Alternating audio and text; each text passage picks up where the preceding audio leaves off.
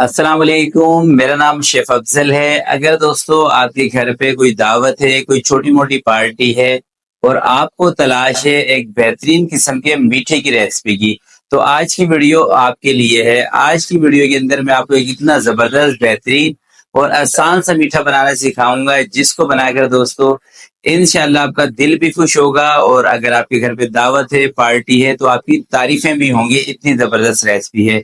बनाने का तरीका आसान सा होगा। कुछ एक दो छोटी छोटी टिप्स हैं, उसके बारे में भी आपको बताऊंगा, जो दोस्तों रेसिपी को लेके और दावत को लेके काफी आपके काम आ सकती है।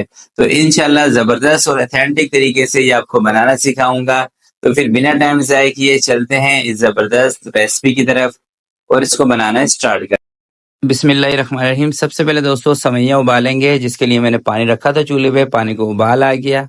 आधा कप उठा के इसके अंदर सवैयाँ मैंने डाल दी हैं। 3 से 4 मिनट में ये उबल जाती हैं। 3 से 4 मिनट के बाद आपने सवैयों को चेक कर लेना है इस तरीके से। अगर ये आपको नरम लग रही हैं, ऐसा लग रहा है कि ये गल चुकी हैं, फिर आपने इसको किसी स्ट्रेनर पर निकाल के अच्छी तरीके से धो के अपने पास रख लेना है। तो सवैयाँ दोस्तों गल चुकी हैं, इसको स्ट्रेनर पर निकालते हैं। अब दोबारा से मैंने कढ़ाई को धो के रख लिया है। 1 लीटर इसके अंदर मैं दूध शामिल कर रहा हूँ। 1 लीटर दूध की दोस्तों ये रेसिपी है और 7 से लेके 10 अफराद की ये सर्विंग है। अगर ज़्यादा मीठा खाने पसंद करने वाले हैं फिर 7 से 8 अफराद, अगर हल्का मीठा पसंद करने वाले हैं फिर 10 अफराद तक इसको खा सकते हैं। 4 से 5 चम्मच मैंने लिया है वनीला कस्टर्ड पाउडर। थोड़ा सा पानी इसके अंदर ऐड करके इसको अच्छे तरीके से हल करके अपने पास रख लेना है। बस गुठलियाँ वगैरह इसके अंदर नहीं होनी चाहिए। अब दूध के अंदर मैं शामिल कर रहा हूँ 1/4 कप मिल्क पाउडर। इससे ज़रा टेस्ट ना बेहतरीन हो जाता है, इसलिए शामिल कर रहा हूँ। अगर आप मिल्क पाउडर को स्किप करना चाहते हैं तो मिल्क पाउडर स्किप भी कर सकते हैं। सबसे पहले दूध को ना हमने उबाल करा लेना है। जैसे ही दोस्तों दूध के अंदर उबाल आने लगेगा, आपने इसके अंदर 1 कप चीनी का शामिल कर देना है। चीनी इस दूध के अंदर थोड़ी सी आपने ज़्यादा रखनी है, क्योंकि इसके अंदर हमने कस्टर्ड पाउडर भी ऐड करना है। जैसे ही चीनी इसमें हल हो जाएगी, 2-3 उबाल इसके अंदर आ जाएंगे, चूल्हा आपने कम कर देना है। चूल्हा कम करके कस्टर्ड पाउडर इसमें ऐड करके अच्छे तरीके से इसमें चम्मच चलाना है। चम्मच नहीं चलाएंगे, छोड़ देंगे तो इसके अंदर गुठलियां बन जाएंगी। जैसे ही आप इसके अंदर कस्टर्ड पाउडर डालेंगे, चम्मच फौरन से आपने लाजमी चलाना है और 5 से 7 मिनट तक इसको हल्की आंच पे आपने पकाना है, ताकि कस्टर्ड का जो कच्चापन होता है ना दोस्तों, वो इसके अंदर से ख़त्म हो जाए।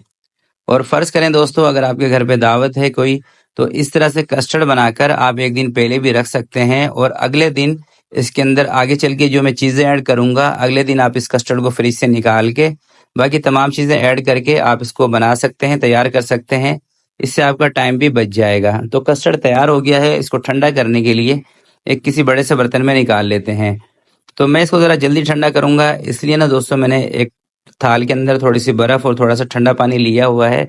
तो इसको उठा के मैं उसके अंदर रख दूंगा, ताकि ये जल्दी ठंडा हो जाए। ऐसा करने से कस्टर्ड जल्दी ठंडा भी हो जाता है और इसके अंदर ना गुठलियाँ नहीं बनती हैं। जब आप इसको गरम गरम को छोड़ देंगे तो इसके ऊपर सिकरी आके ना इसके अंदर गुठलियाँ बन जाती हैं।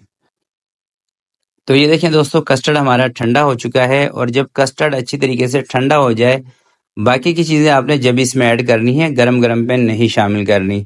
तो ये मैंने ली है व्हिपिंग क्रीम 1 कप, तकरीबन 250 ग्राम होगी। व्हिपिंग क्रीम ये वो वाली क्रीम है जिससे आप केक बनाते हैं, केक को डेकोरेट करते हैं। ये केक बनाने वाली क्रीम है। इसको मैंने फेंटा नहीं है, ऐसे इसके अंदर शामिल कर दिया है।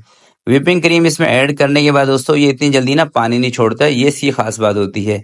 जैसे हम कस्टर्ड बना के रख देते हैं ना फ्रिज के अंदर, तो वो पानी छोड़ के बिल्कुल पतला हो जाता है। मगर जब आप इसके अंदर व्हिपिंग क्रीम ऐड कर देते हैं तो ये बहुत देर के बाद पतला होता है, क्योंकि व्हिपिंग क्रीम इसको जानदार रखती है। और ये इसके अंदर मैं शामिल कर रहा हूँ रस मलाई, जिसकी वीडियो आप 2-3 दिन पहले मेरे चैनल पर देख चुके हैं। तो उसके अंदर से कोई 10 से 12 रस मलाई बची हुई थी, वो इसके अंदर मैंने ऐड कर दी है। तो आप कहेंगे शेफ हमारे पास तो रसमलाई नहीं है, ना हमने रसमलाई बनाई।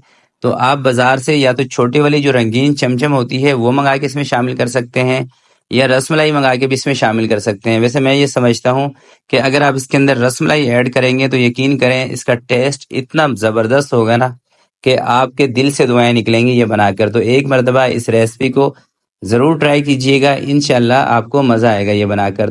अच्छा दोस्तों, यहाँ पर ना लास्ट में आपको एक और टिप बताना चाह रहा हूँ कि देखिए, अगर आपके घर पे दावत होती है तो आप क्या करते हैं कि इस तरह का मीठा बना के एक दिन पहले ही रख देते हैं। आपने एक दिन पहले ये नहीं बना के रखना। एक दिन पहले अगर आपको बना के रखना है तो आपने सिर्फ कस्टर्ड बना के रखना है, बाकी चीज़ें इसमें नहीं शामिल करनी। क्योंकि बाकी चीज़ें जैसे ये हमने इसमें मिक्स फ्रूट शामिल किया था, इस तरह की चीजें इसके अंदर पानी छोड़ देती हैं। जब पानी छोड़ेगी तो ये बिल्कुल पतला हो जाएगा। तो आपने दोस्तों क्या करना है, कस्टर्ड बेशक आप पहले बना के रख लें, मगर इसके अंदर रसमलाई, मिक्स फ्रूट और ये रंगीन सवैयाँ आपने इसको जैसे गेस्ट आने लगे उससे 3-4 घंटे पहले ये तमाम चीज़ें इसमें ऐड करके बना के इसको फ्रिज में रख सकते हैं। ज़्यादा लंबे टाइम तक रख देंगे फिर थोड़ा सा इसका पतला होने का अंदेशा होता है। तो ये एक दो छोटी छोटी टिप थी जो मैंने आपको बता दी हैं। तो आज की वीडियो के लिए इतना ही। आपसे मिलते हैं किसी नेक्स्ट वीडियो में। तब तक के लिए अपना बहुत सारा ख्याल रखिएगा, अपने वालिदैन का ख्याल रखिएगा। अल्लाह हाफिज़।